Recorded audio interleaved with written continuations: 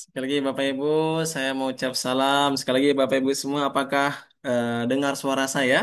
Atau suara saya terputus-putus atau ada problem? Boleh dibantu Bapak Ibu?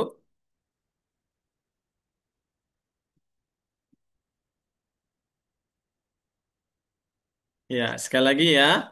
Assalamualaikum warahmatullahi wabarakatuh. Alhamdulillah, tidak bisa menyalakan mikrofon. Baik, Alhamdulillah. Ya, terima kasih Bapak Ibu ya atas partisipasinya ya.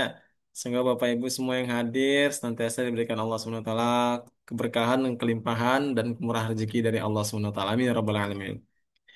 Baik, Alhamdulillah, bersyukur pada Allah Subhanahu Wa Taala pada malam yang berbahagia ini Allah masih izinkan kita ya Bapak Ibu semua hadir ya dalam rangka kita bersama kembali ya dari dengan LPK Generasi Pakividin dalam program spesial yang telah lama kita tunggu-tunggu ya yaitu Genfa International Study Club ya. Alhamdulillah.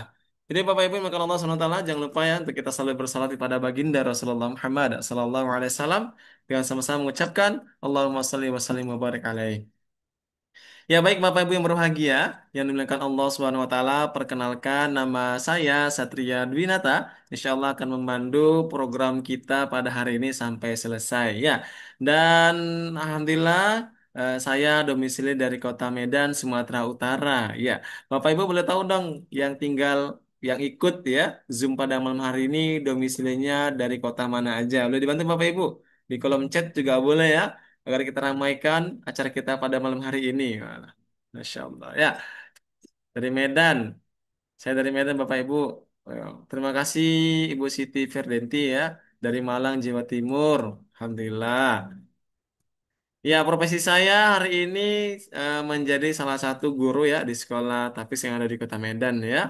Alhamdulillah Bapak Ibu, profesinya boleh dong dibagikan ke kita atau profesinya apa aja ya? Apakah ada sebagai dosen, ataukah sebagai guru, ataukah profesi sebagai ibu rumah tangga ya? Karena malam hari ini kita akan ada kegiatan yang berkaitan dengan perkembangan anak terkait dengan kurikulum pendidikan, insya Allah. Maka dari itu Bapak Ibu sangat-sangat beruntung ya mengikuti program ini dan program ini kita buat kerjasama dengan mahasiswa ya dari apa namanya dari mahasiswa ya mahasiswa siapa mahasiswa mana pertanyaannya gitu ya mungkin Bapak Ibu penasaran ya mungkin ada yang belum tahu ini programnya arahnya kemana ini Ustadz ya arahnya kemana nih Mas MC ya kok ada program-program Genfa Kids pula ya kan nah jadi program Game Package ini Bapak Ibu merupakan program ya yang kita siapkan ya untuk menyiapkan generasi ulama. Ya, ini spoiler aja dulu ya di awal karena nanti setelah ini akan ada pendalaman lagi. Nah, jadi program Game Package ini merupakan program perkenalan dari kami yang memang betul-betul perdana ya. Kami sampaikan ini perdana kenapa? Karena kami melihat bagaimana kondisi hari ini generasi muda kita sangat jauh-jauh dan nilai sangat jauh sekali ya dari nilai keagamaan, terutama anak-anak yang usia golden age. Oh, luar biasa ya. Kenapa saya bilang usia golden age ini menjadi sorotan yang harus menjadi apa namanya perhatian khusus ya? Karena di golden age ini merupakan momen di mana kita nggak boleh lepas anak begitu aja. Loh, kenapa rupanya dilepas gitu aja? Nah, kalau dilepas gitu aja berarti siapa yang paling banyak memberikan informasi akan membentuk pribadi anak kita. Nah, kalau kita memberikan informasi terkait dengan bagaimana ulama dulu menimba ilmu dengan menjual harta bendanya dan bahkan ada yang untuk mencari sebuah hadis aja sampai jalan berpuluh-puluh kilometer, masya Allah luar biasa sekali ya. Nah, kalau ini kita ceritakan kepada anak kandung kita atau anak biologis kita, insya Allah kita akan menjadikan generasi kita generasi penerus Islam yang insya Allah dapat membanggakan kita ya, terutama agama Islam nanti di masa yang akan datang. Nah, baik. Itu untuk pertama Bapak Ibu ya. Nanti kalau terlalu panjang, khawatir nanti Bapak Ibu bosan. Ya. Ya, sebelum kita mulai pertemuan kita pada malam hari ini, mari sama-sama kita membacakan pembukaan kita malam hari ini ya dengan membacakan Al-Qur'an suratul Fatihah. Al-Fatihah. A'udzubillahi Bismillahirrahmanirrahim.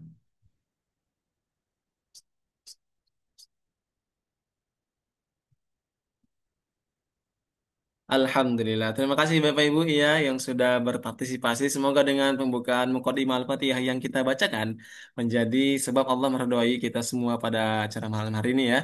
Dan semoga Bapak Ibu yang terus memperhatikan perkembangan anaknya sampai detik ini, insya Allah Allah akan memberikan karunia-Nya dan Allah ridho anak kita semua menjadi generasi ulama yang kita harapkan nanti. Amin ya Rabbal Alamin.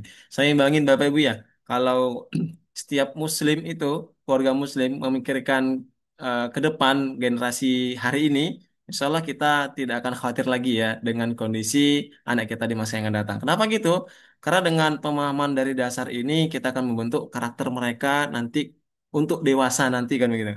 Karena dari kecil kita apa namanya kita semai-semai benih-benih keimanan, benih-benih ketaatan. Insya Allah nanti ketika dewasa kita nggak khawatir lagi ya. Tinggal kita arahkan mau kemana anak kita nanti. Dan syukur-syukur nanti terijabah doa kita, anak kita bisa mengikuti jejak dari Kak Khairut Thorik Aroniri ya, dan juga jejak dari Kak Zahara Amalia, masya Allah.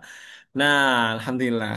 Dan Kak Khairut Thorik dan Kak Zahara merupakan mahasiswa dari apa namanya Alas ya, Alas Maria Islamic University atau Libya ya, dan juga Kak Zahra merupakan mahasiswi dari Universitas Al Azhar Kairo Mesir. Alhamdulillah.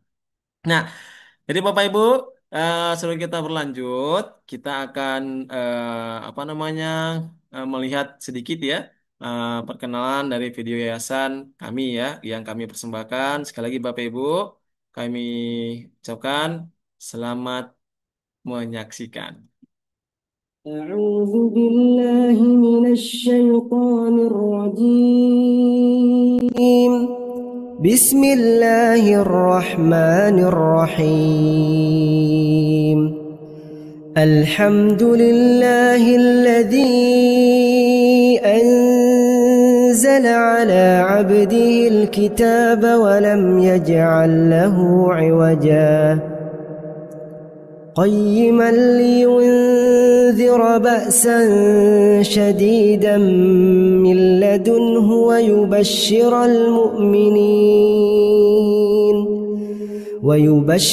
المؤمنين الذين يعملون الصالحات أن لهم أجرا حسنا ماكثين فيه أبدا وينذر الذين قالوا اتخذ الله ولدا ما لهم به من علم ولا لآبائهم كبرت كلمة تخرج من أفواههم إن يقولون إلا كذبا فلعلك باخع نفسك على آثارهم إن لم يؤمنوا بهذا الحديث أسفا إنا جعلنا ما على الأرض زينة لها لنبلوهم أيهم أحسن عملا وإنا لجاعلون ما عليها صعيدا جرزا أم حسبت أن أصحاب الكهف والرقيم كانوا من آياتنا عجبا إذ أوى الفتية إلى الكهف فقالوا ربنا آتنا من لدنك رحمة وهيئ لنا من أمرنا رشدا فضربنا على آذانهم في الكهف سنين عددا ثم بعثناهم لنعلم أي الحزبين أحصى لما لبثوا أمدا نحن نقص عليك نبأهم بالحق إنهم فتية آمنوا بربهم وزدناهم هدى وربطنا على قلوبهم إذ قاموا فقالوا ربنا رب السماوات والأرض لن ندعو من دونه إلها لقد قلنا إذا شططا هؤلاء قوم اتخذوا من دونه آلهة لولا يأتون عليهم بسلطان بين فمن أظلم ممن افترى على الله كذبا وإذ اعتزلتموهم وما يعبدون إلا الله فأووا إلى الكهف ينشر لكم ربكم من رحمته ويهيئ لكم من أمركم مرفقا وترى الشمس إذا طلعت تزاور عن كهفهم ذات اليمين وإذا غربت تقرضهم ذات الشمال وهم في فجوة منه ذلك من آيات الله من يهد الله فهو المهتد ومن يضلل فلن تجد له وليا. Alhamdulillah. Terima kasih banyak Bapak Ibu ya yang sudah bertahan ya, sudah menyaksikan profil dari yayasan kami. Alhamdulillah. Ya, Alhamdulillah terlupa dan terlewat ya. Masya Allah. Mohon maaf Bapak Ibu ya. Sekali lagi kami ucapkan kepada Bapak Ibu semua salam hormat saya, salam takjim saya ya. Yang sudah hari Bapak Ibu ya, Ustadz Ustazah, selamat datang kami ucapkan ya. Yang sudah berhadir, semoga Bapak Ibu yang hadir senantiasa diberikan Allah SWT kemudahan selalu ya. Mengikuti agenda kami ya, agenda per agenda sampai selesai dan insya Allah akan mendapatkan manfaatnya ya. Dan yang tak terlupakan juga ya salam hormat kita ya, salam takzim kami kepada Ustadz Abdullah Effendi. Assalamualaikum Ustadz, apa kabar Ustadz? Sehat? Assalamualaikum Ustadz, sehat? Waalaikumsalam warahmatullahi wabarakatuh. Alhamdulillah sehat Ustaz. Ya Ustadz, di Mudah-mudahan mana itu antum juga posisi sehat. Ustadz? Di rumah Quran, di rumah Quran, Di Rumah tepatnya. Quran, Masya Allah. Alhamdulillah. Alhamdulillah Bapak Ibu yang berbahagia, menaikkan Allah SWT. Sebentar lagi kita akan mulai ya Ustaz ya.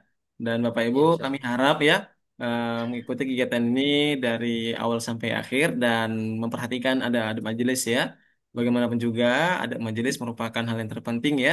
Kata guru kami kalau ilmu ingin melekat maka perhatikanlah ada majelis begitu ya. Insya Allah ada majelis ini saya tidak mengajarkan kepada Bapak Ibu semua ya, hanya mengingatkan. Dan ada yang terlupa tadi ya. Nah, pertanyaannya gini, Bapak Ibu eh, sudah mengerti nggak sebenarnya program Genfa International Study Club ini untuk apa? Yang sudah mengerti atau yang sudah belum mengerti ya, atau yang belum tahu sama sekali, atau baru pertama tahu ya? Boleh dong di kolom chat baru pertama nih mendengar Genfa International Study Club ya, ya, atau yang sudah pernah mendengar tapi belum pernah ikut programnya di luar dari kami ya. Siapa Bapak Ibu boleh dibantu dong? Ada Bapak Ibu? Belum, baru pertama kali. Ya, Masya Allah. Terima kasih Bu Denti ya, yang terus berpartisipasi ya. Alhamdulillah. Yang lain Bapak Ibu yang hadir, boleh dibantu dong? Sudah berapa kali mendengar ya, Genfa International Study Club atau berkaitan dengan kurikulum pendidikan anak ya, atau ada pendidikan di luaran yang mengarahkan anak sejak dini, diarahkan supaya dia menjadi generasi ulama. Ada nggak ya? Nggak ada ya? Alhamdulillah. Ya, jadi Bapak Ibu berbahagia akan Allah SWT. Jadi Genpa Kids ini merupakan program yang spesial kami berikan untuk Bapak Ibu semua ya. Karena di dalam Genpa Kids ini kita insya Allah akan menyiapkan generasi ulama ya, belajar dari rumah ke dunia. Bayangin ya, ini semacam kelas yang privat, insya Allah bermanfaat ya. Dan perlu Bapak Ibu pahami, dalam program ini Genfa Kids International Study Club merupakan studi klub internasional non formal ya. Di non formal maksudnya apa? Yang dirancang dengan kurikulum propetik sesuai fitrah anak dan tujuan penciptaan manusia. Jadi kita arahkan anak kita nanti belajar itu untuk apa? Apakah untuk mengejar dunia aja, untuk mengejar materi aja, atau bagaimana ya? Dan hari ini kita Bapak Ibu ya sangat sayangkan ya belajar itu pengajaran itu hanya pengajaran dunia ya, tidak untuk meraih dirinya Allah Subhanahu wa taala. Ini sangat jarang ya. Apalagi kurikulum sekolah yang seperti ini harus dikejar Bapak Ibu ya. Kemudian apalagi yang menjadi perhatiannya bagaimana kurikulumnya, metode pembelajarannya, kemudian apakah metode pembelajaran sesuai dengan usia anak? Ya, insya Allah kita akan upayakan pendidikan ini berjalan sesuai dengan tingkatan-tingkatan yang akan diajarkan. Nah, jadi itu Bapak Ibu ya. Dan lebih pentingnya lagi, eh, desain pembelajaran kita itu eh, berupa praktik langsung ya, di dalam bentuk worksheet dan per teaching, insya Allah, yang bisa diajarkan juga atau memiliki yang namanya penguasaan ilmu sekitar 75 sampai 90%. Nah, itu informasi dari awal yang kami sampaikan. Nah, terkait dengan pendalaman dan hal-hal yang mungkin Bapak Ibu ingin tanyakan nanti, kita akan mendengarkan terlebih dahulu. Nanti akan ada penjelasan dari direktur kami ya, dari Direktur APK Generasi Fakihvidin, yaitu Ustaz Abdullah Effendi ya. Namun sebelum itu Bapak Ibu, saya mau cek dulu ya, yang di depan kamera baru beberapa orang nih, yang lainnya kemana nih ya? Yang bapak-bapaknya ya, apakah lagi kerja bapak-bapaknya atau lagi ada kerjaan? Ya, kepo sangat Ustaz, Masya Allah ya. Ya, bagaimana Bapak Ibu? Apakah semuanya siap menyimak? Kalau siap menyimak, katakan siap di kolom chat. Kalau tidak, kita tidak akan lanjut. Ya, baru satu orang.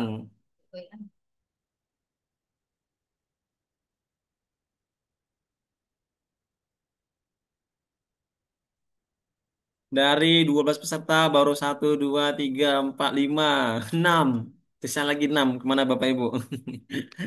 Iya. Baru enam orang Bapak Ibu ya. Saya tujuh sampai tujuh. Iya, alhamdulillah ya. Karena sudah tujuh, berarti tandanya sekitar 50% dari peserta siap menerima materi pada malam hari ini. Bagaimana Bapak Ibu siap? Siap. Kalau siap, coba dong di apa namanya di kolom chat ya. Di Zoom-nya coba angkat tangannya atau berikan ekspresi terbaik. Boleh tangannya begini, boleh begini ya. Ya. Siap Bapak Ibu ya?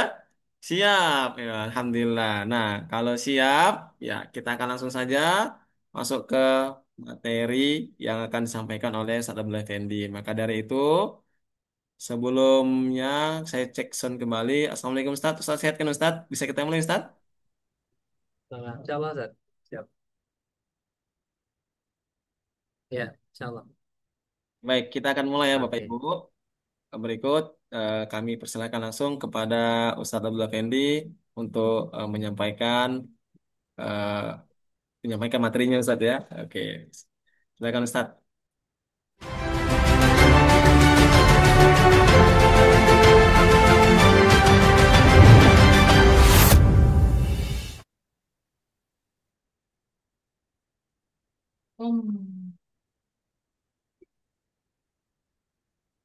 Izin agak sedikit batuk nih Ustaz Satria ya.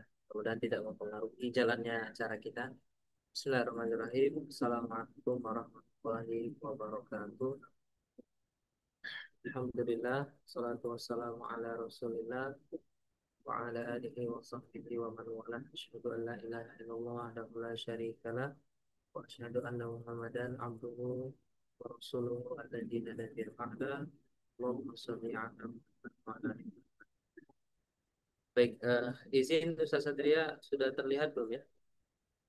Terlihat sudah Ustadz. Izin suara Oke, Ustadz. Kecil Ustadz. suaranya ya. Oke, Iya. nanti karena jaringan ini sudah full ya. Coba saya dekatkan ya, mungkin ya. Baik, Bismillah. Jadi Bapak Ibu yang dirahmati Allah Subhanahu wa taala, sebelum kita memulai, marilah kita sama-sama mengucapkan puji dan syukur kepada Allah Subhanahu wa taala dengan ucapan Alhamdulillahirabbil alamin, ya, karena Allah Subhanahu wa taala hingga detik ini, hingga saat ini masih memberikan kita berbagai nikmat, berbagai kebaikan, ya, berbagai rezeki dan sebagainya, yang ini kita peruntukkan tentunya untuk beribadah kepada Allah. Salawat dan salam juga senantiasa kita aturkan kepada junjungan kita Nabi Allah Muhammad Sallallahu Alaihi Wasallam dengan ucapan Allahumma sholli ala sayyidina Muhammad wa ala ali sayyidina Muhammad. Oke, Bapak Ibu, para peserta sekalian, suara saya bagaimana? Apakah masih kecil suaranya, Ustaz Satria? Masih sama Ustaz. Cil Ustaz. Masih ya. Hmm. Coba saya matikan ini dulu ya, apa namanya? eh konten ini.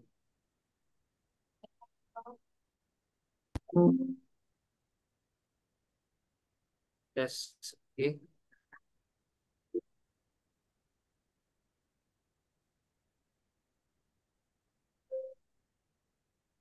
Ini masih kecil suaranya, Ustaz? Ini lumayan jelas Ustaz. Lebih baik. Lebih baik? Ya, mantap Ustaz. Sudah pas. Oke, baik. Nah, baik Bapak Ibu, Alhamdulillah sudah ada sedikit perubahan ya untuk soundnya ya. Jadi mungkin tadi karena pakai apa namanya eh, headset ya atau earphone mungkin jadi ada pengaruh. Jadi di materi kesempatan ini ya kami ingin memperkenalkan sebuah program baru, yakni Genfa Kids ya, generasi Fakih ya, Kids International Study Club ya. Jadi tagline kita adalah menyiapkan generasi ulama ke dunia ya, di mana kemudian kita mendasari program ini dari apa namanya, dari sebuah kebutuhan hadirnya para ulama di masa depan ya. Dan juga dari sisi fakta mirisnya, kemudian dari bobroknya sistem pendidikan atau kurikulum pendidikan kita hari ini. Kemudian kami dari generasi paket itu kemudian melakukan riset, melakukan pencarian apa kira-kira yang salah, apa kira-kira yang luput dari orang tua kaum muslimin hari ini untuk kemudian bisa menghadirkan kembali ya pendidikan yang terbaik. Tentu pendidikan terbaik itu bukan hanya tugas kita ya, tapi juga tugas fungsional yang lain. Ada masyarakat, ada lembaga pendidikan, ada juga pemerintah ya. Nah, tapi tentunya sebagai orang tua dia adalah pilar pertama ya. Maka kemudian kami ingin menyodorkan program ini yang tentunya ini merupakan ikhtiar kita, ikhtiar kami, ikhtiar kita semua untuk memberikan satu konsep alternatif bagi pendidikan anak-anak generasi Islam. Dan tentu sesuai dengan tagline kita, ya, program ini hanya diperuntukkan bagi orang tua yang ingin menjadikan anak-anaknya sebagai ulama, ya, ulama-ulama di masa depan.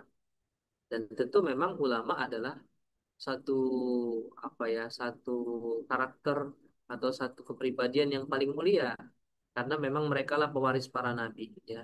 Jadi para nabi itu tidak diwarisi oleh orang-orang kaya ya. Tidak diwarisi juga oleh orang-orang yang memiliki jabatan mentereng, punya rumah, punya mobil, tidak. Tapi kemudian pewaris para nabi adalah para ulama. Maka tentu kalaulah dulu sebaik-baik manusia, sebaik-baik makhluk adalah para nabi dan rasul, maka ketika tidak ada lagi nabi dan rasul, tentu predikat itu digulirkan kepada para ulama. Maka para ulama inilah yang kemudian yang paling dicintai Allah. Dan kita mengharapkan bahwa anak-anak kita ini menjadi anak-anak yang mendapatkan cinta Allah, mendapatkan cinta para malaikat-malaikat Allah, dan tentunya mendapatkan ridho Allah dan menjadi aset akhirat kita. Inilah asal muasal dari Genfa International Study Club ini, gitu ya. Baik. Nah, ini ada sebuah renungan bagi kita, ya. Ada renungan yang harusnya kita pikirkan bersama-sama. Sebuah hadis Nabi SAW bahwa Nabi menyebutkan ya, idza matal insan, ya, ketika seorang manusia itu meninggal dunia. Jadi ida itu ada di sini adalah ida syartiyah ya. Jikanya ini adalah jika yang mengkhabarkan apa namanya ada syarat di sana ya. Dan digunakan kata mata. Ini adalah fi'il madhi, bentuk lampau. Artinya memang ya telah meninggal gitu ya, atau telah mati. Dan tentu setiap manusia itu pasti mati suatu saat gitu ya. Dan Rasulullah menggunakan kata ida, ya ida. Nah, bukan menggunakan kata in ya. Ada juga misalnya Allah menggunakan atau Rasulullah menggunakan kata in, misalnya intan surullaha. Sama juga artinya jika kamu menolong Allah, ya. Intan surullaha dan surku. Jika kamu menolong Allah, maka Allah akan menolong kamu. Nah, tapi in itu bisa terjadi, bisa tidak. Artinya, kalau syaratnya tidak terpenuhi, maka jawab syaratnya tidak akan terpenuhi pula. Tapi kalau nah idza ini jika maknanya adalah ini pasti akan terjadi. Artinya semua yang dikhabarkan oleh idza ini ya, akan terjadi. Jadi ketika misalnya disebutkan di sini idza matal insan, maka pasti setiap manusia itu akan mati. In qata'a anhu, maka akan terputus ya bagi dirinya amaluhu, amal-amalnya. Illa min salasatin, kecuali tiga amal. Nah, maka ya illa ini pengecualian dari seluruh amal yang terputus tadi. Jika seorang manusia mati, maka terputuslah seluruh amal-amalnya. Illa, kecuali. Artinya ada pengkhususan. Min thalathatin, dari tiga ini. Maka harusnya setiap muslim ketika melihat ya hadis ini, mereka berpikir untuk mempersiapkan tiga ini. Karena selain ini, tidak akan bermanfaat baginya setelah dia mati. Mobilnya, rumahnya, tak akan bermanfaat ya karena tidak termasuk yang tiga hal ini ya atau mungkin karirnya jabatannya tidak akan bermanfaat setelah dia mati kecuali tiga ini saja yang pertama kata Rasulullah sadaqatun jariyatun ya jadi sedekah jariyah au ilmu yuntafa'u bihi ya Rasulullah menggunakan kata atau ya au gitu ya. Nah, maka ini bisa kita pilih mau pilih yang pertama sedekah jariyah atau pilih yang kedua ilmu yuntafa'u bihi atau pilih yang ketiga awaladun salihun yad'u lahu atau anak-anak soleh yang mendoakan orang tuanya. Nah, jadi Bapak Ibu, Ayah Bunda, ya peserta sekalian maka Allah Subhanahu wa taala, hadis ini khususnya pada kalam yang terakhir awaladun solihun yad'u lahu inilah yang menjadi cita-cita kami ya cita-cita saya ya agar kemudian muncul anak-anak soleh yang mendoakan orang tuanya. Masalahnya adalah soleh itu tidak bisa instan. Soleh itu tidak bisa tanpa ada proses yang benar. Dan soleh itu bukan apa namanya, bukan bukan hanya sekedar hasil, tapi juga dia harus dipersiapkan, gitu. Harus dipersiapkan. Nah, anak soleh yang mendoakan. Nah, anak soleh yang mendoakan berarti anak ini adalah anak yang punya ilmu, yang punya iman kepada Allah yang punya kemudian pemahaman tentang untuk apa dia hidup, ya dari mana dia berasal dan akan kemana dia nanti. Dia punya pemahaman ini. Ya, maka kemudian inilah yang menjadi aset, ya, yang menjadi aset bagi orang tua, ya, ketika dia meninggal dunia terputus seluruh amalnya kecuali tiga ini. Nah, Infa Kids International Study Club itu mencoba untuk menjembatani Bapak Ibu para peserta sekalian untuk kemudian memiliki keturunan-keturunan anak-anak yang menjadi anak-anak yang soleh. Nah, ya bukan hanya sekedar soleh, tapi kita ingin ada agar anak-anak kita ini menjadi ulama. Nah, masalahnya adalah banyak sekali dari kita yang ingin anaknya menjadi seorang yang berilmu, yang soleh, tapi tidak tahu caranya. Maka disinilah kami ingin memberikan satu terobosan ya. Sebenarnya bukan terobosan baru, tapi mengambil konsep yang lama yang dulu ditinggalkan, yang dulu kemudian dianggap sudah tidak sesuai perkembangan zaman, tapi ternyata itulah kunci dari kualitas pendidikan kita. Eh, Kemarin ya, beberapa hari yang lalu, maaf ya, kami dapat pertanyaan ketika mengisi apa namanya mengisi satu seminar tentang pendidikan anak, tentang tarbiyatul aulad, bahwa ada seorang ibu-ibu ya yang dia curhat anaknya di SD itu diajari TikTok oleh gurunya, diajari joget TikTok oleh gurunya. Bayangkan ya, pendidikan yang harusnya ingin menghasilkan kualitas anak soleh solihah ini malah diajarkan TikTok ya. Dan kemudian guru tadi mengeluh ya, bagaimana Ustadz segala macam ya. Nah, di satu sisi kita terjebak dengan perizinan gitu ya. Kalau tidak di bawah dinas pendidikan atau di bawah Kemenak, seakan-akan tidak bagus pendidikannya. Padahal kadangkala ya kita juga ingin terbebas dari sekat-sekat kurikulum yang by design itu. Makanya kemudian kita mencoba untuk merancang mungkin ya bahasanya memang non formal, bimbingan belajar, bimbel ya, atau bahasa kita study club. Tapi kita menginginkan agar kualitas pembelajaran kita ini kualitas yang betul-betul memiliki efek bagi anak. Ya, jangan sampai gurunya ngajarin anaknya TikTok ya, ngajarin anaknya Facebookan dan sebagainya. Alhasil bukan jadi anak soleh, malah justru anak yang semakin jauh dari Islam. Nah, ini renungan ya yang saya ingin sampaikan di awal bagi kita semua. Ya, baik kita lanjut. Nah, jadi dulu kala ya, ya tidak dulu-dulu kali lah gitu ya. Kita pernah mengenal berbagai ulama-ulama Nusantara yang luar biasa ya. Salah satu contoh yang saya ambil adalah Syekh An-Nawawi Al-Bantani, Masya Allah. Beliau ulama besar, menjadi rujukan bahkan di Haramain Mekah Madinah ya. Menulis lebih dari 100 kitab dalam berbagai disiplin ilmu. Nah, kita bertanya-tanya, kenapa bisa ulama apa bukan ulama, seorang yang berasal dari Indonesia itu bisa menjadi seorang ulama yang menjadi rujukan bahkan di Timur Tengah, apalagi di kotanya para nabi dan rasul ya, di kotanya yang ada Baitullah Mekah di sana. Ternyata ya konsep pendidikan mereka dahulu dengan konsep pendidikan kita hari ini memang jauh sekali. Nah, ada tiga hal setidaknya yang menjadi pembeda itu. Pertama adalah pembelajaran yang ada di zaman dulu itu adalah berbasis kitab klasik atau turats ya. Jadi penggunaan kitab-kitab salaf ya, seperti misalnya dalam ilmu tafsir, fikih, tasawuf, nahwu, balaghah dan sebagainya. Mereka menggunakan kitab-kitab yang memang apa namanya ketika dibaca harus sampai khatam. Nah, jadi kurikulum yang mereka gunakan adalah kitab gitu ya. Materi atau katakanlah materi pembelajaran yang mereka gunakan itu memang adalah kitab-kitab kuning atau kitab-kitab klasik. Ya, mereka tidak disodorkan tentang pemahaman-pemahaman kontemporer. Bahkan sekarang banyak dari kita itu yang berbangga ketika kita disebut sebagai Islam moderat. Ya, padahal Islam moderat itu menjadi tanda tanya, gitu ya. Apa makna moderat itu?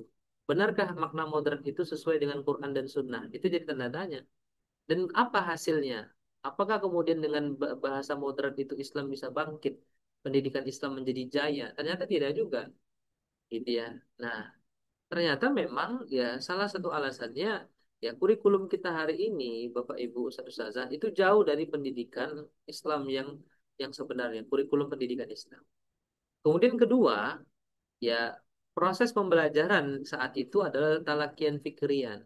Artinya santri belajar langsung dengan guru, mendengar penjelasan kitab kata demi kata ya. Jadi bukan seperti sekarang satu guru ngajar semua mata pelajaran, apalagi di tingkat SD ya. Yang pasti dia tidak punya pemahaman secara komprehensif tentang seluruh mata pelajaran itu. Nah, ini hanya gara-gara misalnya kalau satu guru kan berarti lebih mudah menggajinya. Kalau banyak guru kan berarti lebih mahal. Itu alasan-alasan klasik. Ya, padahal ya kita tahu bahwa kunci ilmu itu ada dua. Yang pertama gurunya, kedua materi yang diajarkan. Ini gurunya tidak capable, materi pelajarannya juga kurikulumnya kurikulum yang tidak didesain sesuai dengan Islam. Nah, sehingga tidak terjadi proses pendidikan yang benar. Adapun kalau seandainya terjadi talakian fikrian, pertukaran pemahaman itu juga pemahaman-pemahaman yang keliru, pemahaman yang bukan berasal dari Islam yang benar, gitu ya. Nah, ini yang kedua. Yang ketiga, mereka itu mencari guru-guru terbaik. Ya, meski berasal dari Nusantara, beliau mencari para guru dengan berbagai disiplin ilmu dari Nusantara bahkan ke Timur Tengah. Gitu. Ya, makanya kalau kita hari ini misalnya membatasi anak-anak kita hanya diajar oleh guru-guru lokal, hanya guru-guru di sekolahnya, bukan bermaksud ingin merendahkan atau menjatuhkan kualitas guru, tapi kalau kita coba bandingkan antara guru dengan pegawai BUMN, pasti akan lebih sejahtera pegawai BUMN. Ya, dan kesejahteraan itu Bapak Ibu itu berbanding dengan fokusnya mereka. Guru kita hari ini itu tidak ada yang fokus. Kalaupun ada sedikit, mungkin di guru-guru di pondok atau di sekolah yang internasional ya, yang gajinya mungkin 10 juta, 15 juta. Tapi kalau guru-guru kita yang gaji-gaji 100 ribu, 300 ribu, 500 ribu per bulan, nggak mungkin dia fokus. Nggak mungkin dia akan betul-betul 100% mengajar anak-anak kita. Kenapa? Karena selain dia memiliki kewajiban mengajar, dia juga memiliki kewajiban untuk mengisi dapurnya dengan makanan, ya, mengisi perutnya yang lapar, ya. Maka kemudian tidak akan ideal kondisi hari ini jika kita bertahan dengan model pendidikan seperti saat ini. Maka itulah kemudian kita melahirkan sebuah konsep yang kita berikan nama sebagai apa namanya Genfa International Study Club. Nah, kita lanjut ya. Apa itu Genfa Kids International Study Club? Adalah sebuah studi klub internasional ya, dan kita non formal. Bahasa mudahnya bimbel lah gitu ya. Tapi guru-guru kita datangkan dari apa namanya luar Indonesia ya, dari ada yang dari Libya ya, Akhi Torik ya sudah bergabung juga di sini, dan juga Ukhti Zahara ya dari Al-Azhar Mesir ya. Dua-duanya adalah santri, dua-duanya adalah putra-putri Indonesia tentunya, yang saat ini sedang bersekolah di Timur Tengah gitu ya, yang dirancang dengan kurikulum profetik ya, sesuai fitrah anak. Apa itu sebenarnya kurikulum profetik? Apa sih maksudnya kurikulum profetik? Kurikulum profetik itu adalah kurikulum yang dirancang agar kemudian mencerdaskan manusia dari penghambaan kepada sesama manusia kepada penghambaan pada Allah saja. Dan mereka tahu tujuan hidup mereka. Mereka tahu apa saja bekal mereka untuk menjadi seorang Abdullah dan Khalifatullah. Sesuai fitrah anak. Pasti. Kalau sudah pakai kurikulum profetik, pasti sesuai fitrah anak. Dan tujuan penciptaan manusia juga pasti. Karena kalau sudah pakai kurikulum profetik, pasti sesuai dengan tujuan penciptaan manusia. Nah, kemudian kita juga melakukan namanya pendekatan prinsip scaffolding.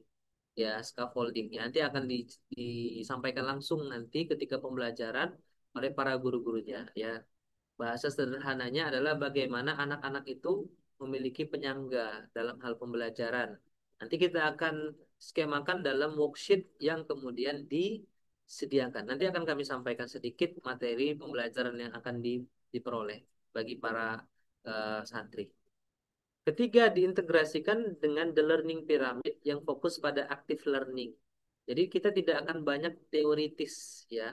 Teoritisnya ada 20%, sisanya adalah worksheet, praktek langsung, dan peer teaching, saling mengajarkan kepada teman. Nah, ini retensi ilmunya, penguasaannya lebih besar, yaitu sekitar 75 sampai 90%. Ya, sesuai dengan hadis Nabi SAW, khairukum man ta'allamal Qur'an. Kalian itu yang terbaik itu adalah yang belajar Al-Quran. Belajar Quran itu tidak seperti belajar pada umumnya. Belajar Quran itu langsung di depan gurunya, di depan ustadznya, talaki namanya. Inilah yang disebut sebagai praktek langsung. Langsung dikerjakan, langsung ada tugasnya, worksheetnya. Dan peer teaching, wa'allamahu, mengajarkan kepada yang lain. Nah, jadi efektif pembelajaran itu tidak kemudian terlalu banyak teori, tidak juga tidak sama sekali ada teori. Artinya kita memetakan bagaimana agar selama pembelajaran anak-anak mendapatkan kualitas pembelajaran terbaik. Nah, gitu ya. Oke, kita lanjut. Ini adalah tim kami, 3 orang saja. Ada saya, pembina, kemudian ada Akhi Khairul Thorik Aron Niri. Ya, beliau mahasiswa Las Maria Islamic University Libya. Kalau nggak salah juga 30 juz ya. Dan ada satu lagi, adik kita Zahra Amelia, ini mahasiswi Universitas Al-Azhar Kairo, Mesir. Jurusan Dirasat Islamiyah wal Arabiyah. Jadi ini. Nah, kenapa gurunya sedikit? Ya, karena tentu level pembelajaran kita hari ini masih mubtadi. Nanti kita akan jelaskan level pembelajaran dalam Islam. Ya, jadi level pembelajaran dalam Islam itu bukan dari sisi umur ya. Walaupun tentu umur menjadi salah satu indikator, tapi yang utama adalah pemahaman. Maka nanti kita akan memetakan mana yang level mubtadi, mana mutawasid, mana muntahi. Nah, nanti kami akan jelaskan khusus untuk Gen Fakis International Study Club tahap satu ini adalah level mubtadi. Ya, level mubtadi tahap satu. Nah, ini pengajar kita. Ya, alhamdulillah kalau ada salah juga keduanya hadir di Zoom ya. Jadi mungkin bisa juga say hello di chat dan sebagainya. Nah, goals kita apa, Bapak Ibu, Ustadz Ustazah semua peserta ya? Goals kita pertama adalah para santri memahami dan menguasai seluruh kurikulum. Nah, ini goal kita yang pertama. Karena ilmu itu memang untuk diajarkan dan harus sampai level fahmun, sampai level paham. Ya, kalau cuman maklum saja atau sampai tahu saja, ya mengenal saja, ya maka ini tentu tidak ideal. Harus sampai pada level mafhum. Dia memahami dan menguasai seluruh kurikulum. Makanya kita menggunakan model worksheet dan peer teaching gitu ya. Nah, kemudian kedua, para santri mengaplikasikan ilmu yang diperoleh baik dalam pemikiran, sikap dan psikomotornya. Ya, jadi diaplikasikan dalam perbuatan.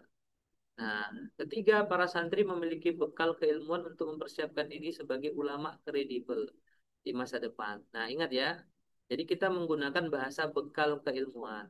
Kalau seandainya nanti di sini ternyata di masa depan anak-anaknya tidak mau jadi ulama atau berubah pikiran gitu ya. Saya mau jadi seorang ahli robotik lah misalnya, atau saya mau jadi seorang arsitektur lah, atau saya mau menjadi seorang penyair atau penulis buku atau pengusaha, ya bebas gitu. Karena kan kita mempersiapkan bekal. Nah, tapi intinya adalah dengan pembelajaran kita di Genfa Kids ini, mudah-mudahan ya anak-anak kita ini bisa mempersiapkan dan lebih paham, ya mampu mereka membandingkan kalau jadi ulama manfaat dunia akhiratnya seperti ini. Kalau cuma jadi pengusaha manfaat akhiratnya begini, manfaat dunianya begini. Dia punya pemahaman, dia punya apa namanya, punya satu konsep untuk membandingkan. Nah, itu yang kita inginkan. Dan tentunya yang keempat, para santri menjadi anak yang soleh, memahami tujuan hidupnya, dan berbakti kepada orang tua. Nah, jadi kalau seandainya eh, apa namanya Bapak Ibu Ustadz Ustazah lihat di sini, itu tidak ada kami berikan goalsnya lulus UN ya, lulus PTN ranking satu ya, karena kami melihat itu hanya dari sisi dunia ya. Jadi kalau seandainya anak-anak tadi memahami Islam, memahami bahasa Arab, memahami Al-Quran, memahami hadis, percayalah ya, kalau akhirat dia sudah kuasai, dunia itu akan lari mengejar-ngejar dia ya. Itu kita harus sampai pada level keyakinan gitu ya. Maka yang utama bagaimana kita memberikan pendidikan agama kepada anak-anak kita. Jangan pula kita udah ustadz ustazah tapi pengen anak kita jadi orang umum kan gitu ya, atau menjadi seorang yang biasa-biasa saja gitu ya. Nah, ini kebalik ini. Harusnya kalau bapaknya itu naik naik tangga 20, ya anaknya kalau bisa naik tangga 30 kan gitu ya. Atau ibunya naik tangga 30, anaknya tangga 40 kan gitu ya. Jangan sampai bapak ibunya tangga 20, anaknya tangga 5. Nah, gitu ya, masih di bawah. Nah, itu kan tentu tidak masuk akal ya. Harusnya orang tua biasanya orang tua yang normal, dia pengen anaknya lebih pintar dari dia, lebih sejahtera dari dia, gitu ya, lebih bahagia dari dia dan seterusnya. Baik. Nah, dan kita juga menggunakan metode Nabiyah. Metode Nabiyah tadi ya kita masukkan di dalam eh, apa namanya, rencana program pembelajaran atau RPP, atau bahasa kita modul juga bisa gitu ya. Ya, artinya adalah apa metode Nabiyah ini? Ya, intisari metode pengajaran Rasulullah ya, asal lebih fit ta'lim ya, yang disarikan dalam metode praktis dalam bingkai pembelajaran sehari-hari, yang menyesuaikan dengan perkembangan usia dan juga pemahaman peserta didik ya. Nah, ini nanti tentu kalau sekarang mungkin agak membingungkan, tapi ketika nanti diaplikasikan dalam pembelajaran, insya Allah mudah. Nah, itu metode pembelajaran kita ya. Kemudian model ya, model pembelajaran. Ya. Afan, suara saya mengecil lagi ya, Ustadz Satria ya? Atau masih Normal lancar? Ustaz, kalau di saya normal. Oke, baik-baik. Ya. Nah, ini model pembelajaran kita. Jadi model pembelajaran kita nggak ribet-ribet ya.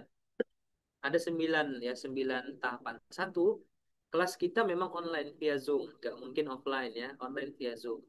Sebanyak 2 JP setiap satu kali pertemuan. Nah, di mana satu JP-nya 35 menit. Berarti setiap pertemuan itu 2 JP atau sekitar 70 menit. 70 menit itu berarti 1 jam 10 menit per pertemuan. Presentasi materinya 20% teori, 70% worksheet dan peer teaching, serta 10% murojaah. Nah, di sini nanti ada murojaah. Bagaimana polanya, model pembelajaran ini nanti kita akan sampaikan di slide berikutnya ya.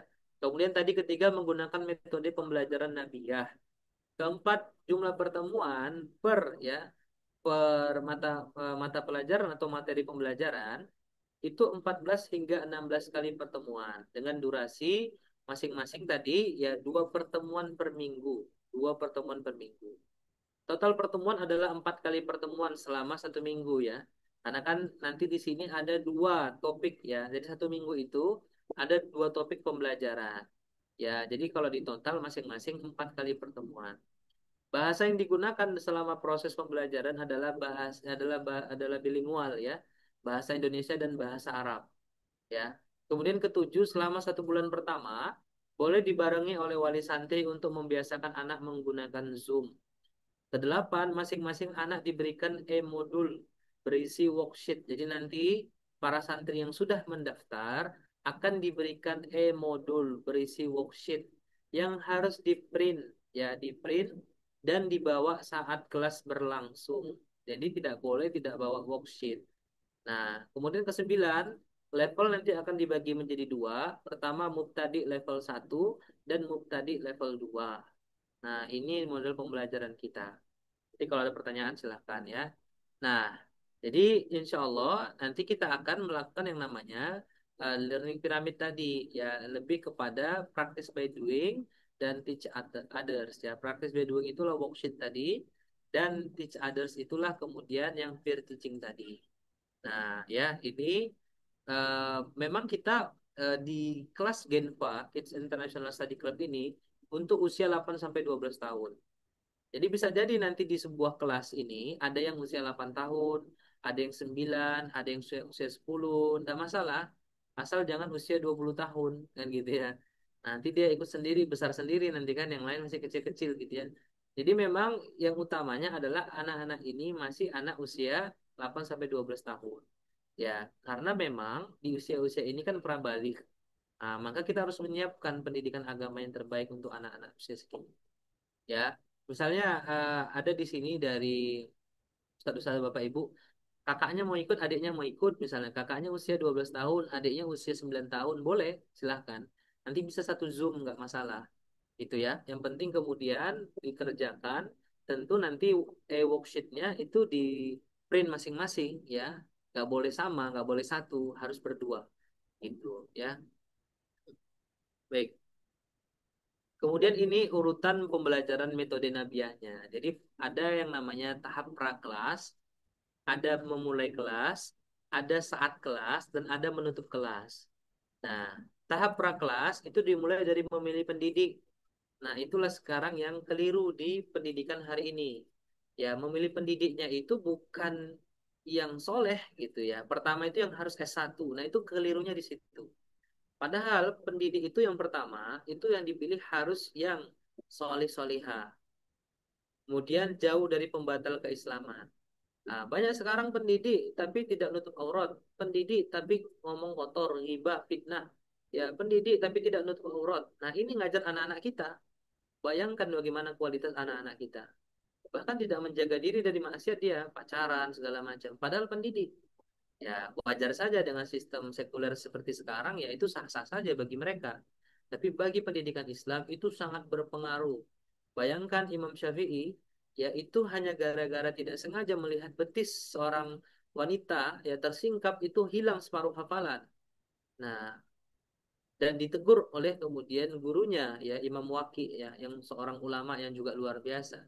Nah, dan bahkan ya kalau saya tidak keliru di dalam kitab Tarbiyatul Aulad itu pernah Khalifah Al-Rashid itu mengkritik ya, ya memberikan sindiran kepada guru-guru yang mengajar anak-anaknya. Ya, jangan sampai anak-anakku ini engkau buat soleh tapi dirimu sendiri gagal jadi orang soleh. Nah, ini menunjukkan begitu pentingnya pendidik itu sebagai pilar pertama. Makanya kita di Genfa Kids Study Club memilihkan pendidik yang insya Allah solih solihah, jauh dari pembatal keislaman, memiliki akidah yang lurus, menjaga diri dari maksiat dan seterusnya. Ini yang paling pertama dan sering diabaikan ketika memilih sekolah. Ya, kedua, ketika memulai kelas, nah ini juga sering diabaikan, pendidik harus memulai pembelajaran dengan mengajak santri meluruskan niat semata-mata karena Allah, harus hadir hatinya, hadir keimanannya. Ini yang jarang juga dipahami, ya. Jadi pendidik itu merasa proses pembelajaran itu bagian dari pekerjaan, digaji, betul memang digaji. Tapi kalau niatnya salah, nah, ilmu itu nggak akan sampai ke anak. Kalaupun sampai, itu teorinya, hikmahnya nggak sampai. Nah, tidak sampai kepada hati anak-anak, tidak memutajasat dia dalam diri. Kenapa? Karena si gurunya saja itu tidak meluruskan niat, apalagi mengajak anak-anaknya meluruskan niat. Nah, begitu ya. Makanya nanti di kelas apa namanya Genfa Kids Study Club itu kita akan ajak, setiap guru akan mengajak anak-anaknya meluruskan niat. Dan nanti akan diberikan modul, di situ ada doa-doanya yang bisa digunakan, yang bisa dihafal. Kemudian saat kelas, pendidik memberikan harapan dulu. Ini sesuai dengan metode Nabi. Memberikan nasihat, memberikan harapan. Nah, ini jarang digunakan oleh guru-guru saat ini. Karena mereka tidak menggunakan metode Nabi ya. Dikasih harapan, sebagaimana dulu Rasulullah memberikan harapan kepada para sahabat. Ya, misalnya ketika Rasulullah membacakan surah apa namanya Al-Quran atau hadis misalnya. Contohnya adalah misalnya ketika Allah mengatakan yarfa'illahu alladhina minkum walladhina amanu utul ilma darajat, ya. Waladina utul ilma darajat. Ya, Allah Subhanahu wa taala memberikan ya bagi orang-orang beriman dan orang berilmu itu yang lebih tinggi beberapa derajat. Itu senantiasa disampaikan harusnya oleh para pendidik, atau misalnya hadis-hadis tentang ilmu, keutamaan ilmu misalnya gitu ya. Khairukum man ta'allamal Qur'an wa 'allama. Artinya guru selalu memberikan harapan ya. Apakah berbahasa Indonesia atau bahasa Arab nanti dikembalikan kepada para guru masing-masing. Kemudian kedua, sebelum memulai pembelajaran ini juga sering dilupakan, ya. Pendidik itu harus memurojaah pelajaran yang sebelumnya, sebelum masuk pembelajaran yang baru.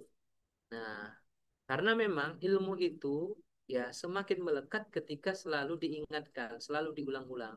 Bahkan guru kami mengatakan ya murojaah itulah kunci ilmu. Kalau cuma sekali, kemudian setelah itu dilupakan, maka ya ini akan susah anak-anak mengingat. Tapi kalau senantiasa di murojaah, jadi setiap memulai awal pembelajaran, murojaah dulu pelajaran sebelumnya. Nah, ini yang membuat pelajaran itu melekat. Ini saat di kelas. Kemudian ketiga, pendidik menyampaikan materi dengan pendekatan worksheet tadi, ya, dan peer teaching, ya. Worksheet ini afkar jama'i dan peer teaching amaliyah. Nah, mengajarkan kepada yang lain. Dan ini luar biasa dahsyat ya. Kalau kita lihat bagaimana dulu para sahabat, ketika mereka belajar Quran, mereka langsung mengajarkan.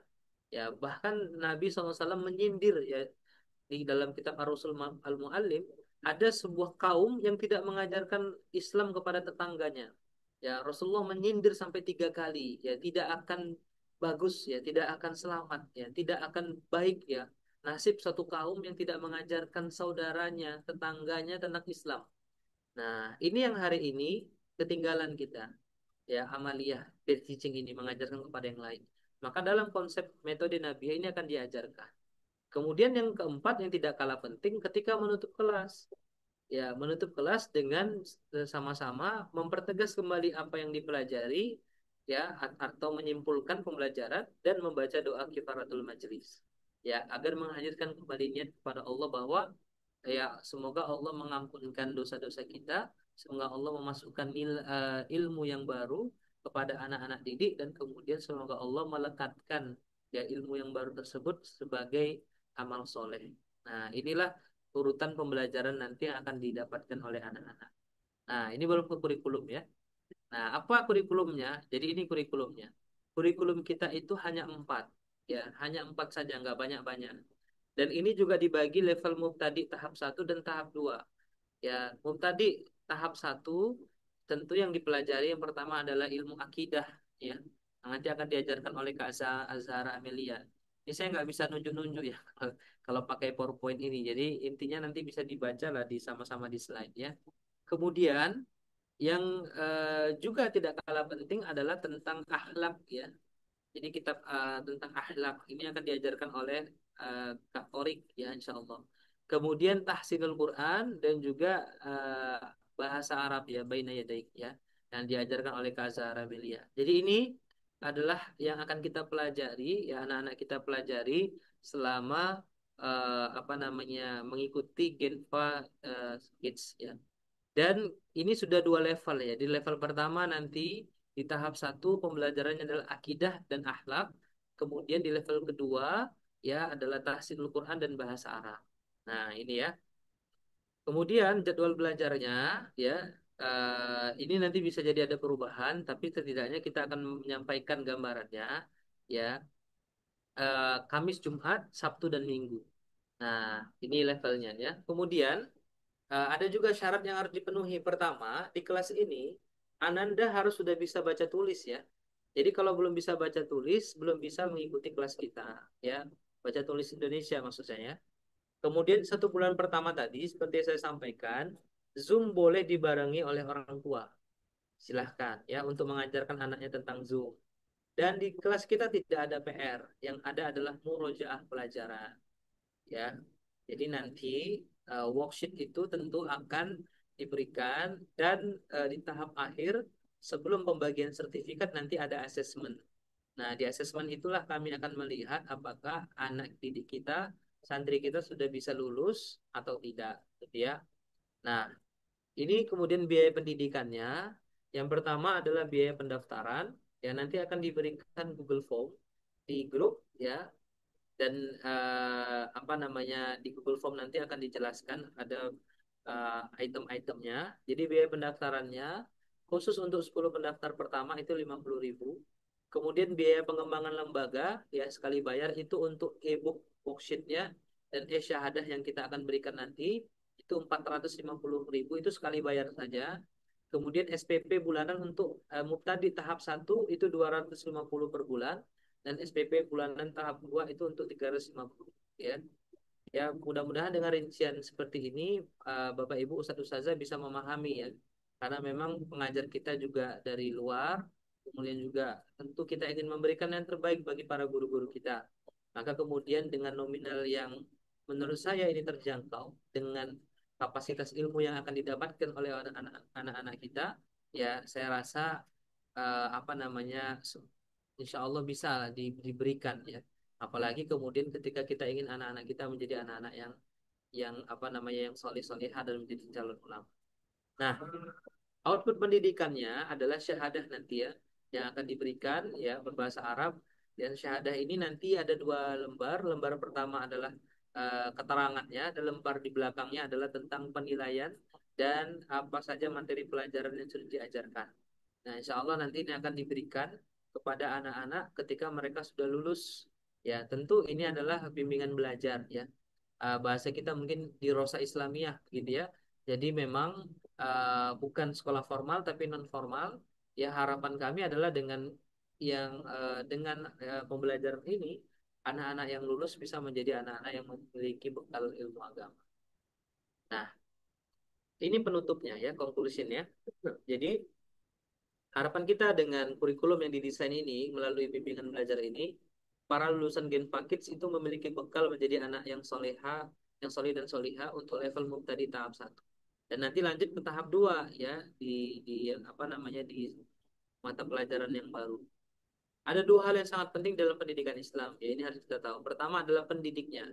Maka kami berikan pendidik terbaik berskala internasional dan memiliki kapasitas keilmuan. Kedua adalah bahan ajar atau kurikulumnya yang benar-benar berasal dari Islam untuk mencapai tujuan penciptaan manusia. Dan memang karena usianya adalah usia 8 sampai 12 tahun, santri yang diterima hanya 10 saja.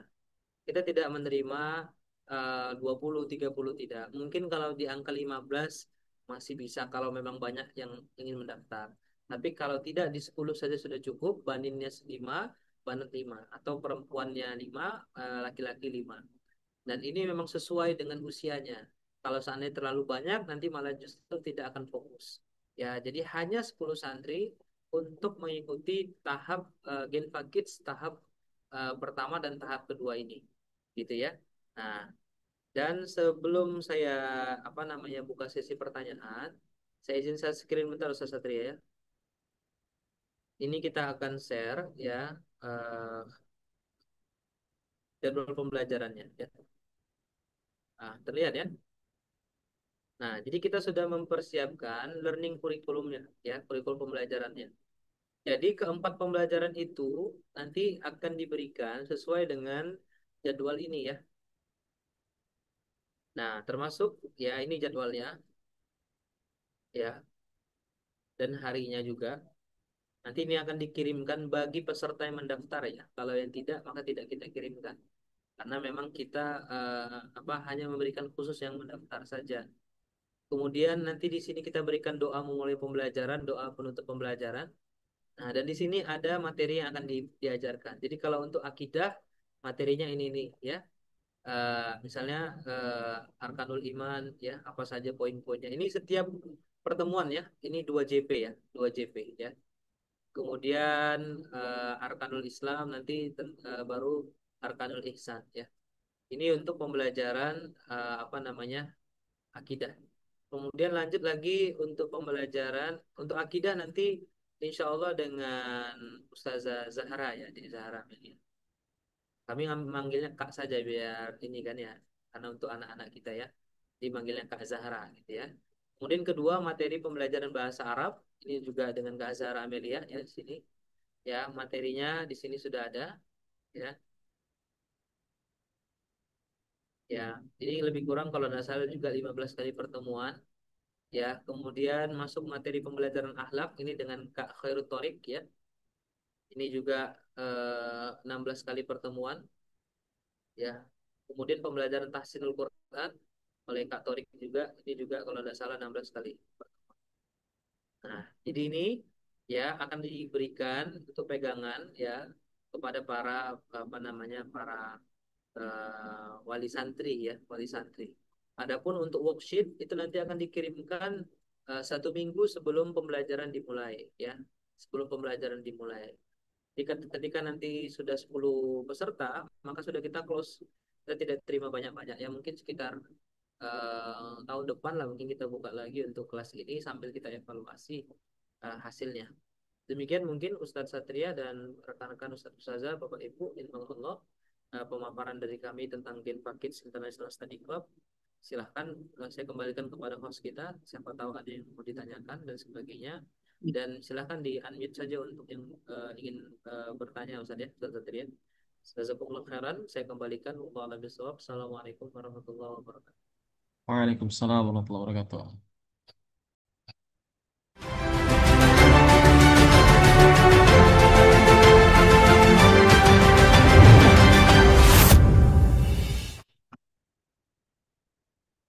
Alhamdulillah, terima kasih banyak Ustadz Abdullah Fendi ya, wah, luar biasa sekali ya program kita ya. Sebenarnya kalau saya ada anak 5 Ustadz, usianya saya SD, saya ikutan semua Ustadz. Tapi ternyata anak saya masih usia 3 tahun Ustadz. Iya, iya. Belum bisa Oh, Ustadz 3 tahun ya, belum bisa baca oh, tulis, belum bisa nulis. masuk. Ya baik, Bapak Ibu, rekan Allah SWT. Bagaimana Bapak Ibu, ada yang mau didiskusikan atau ada yang mau ditanyakan, silakan.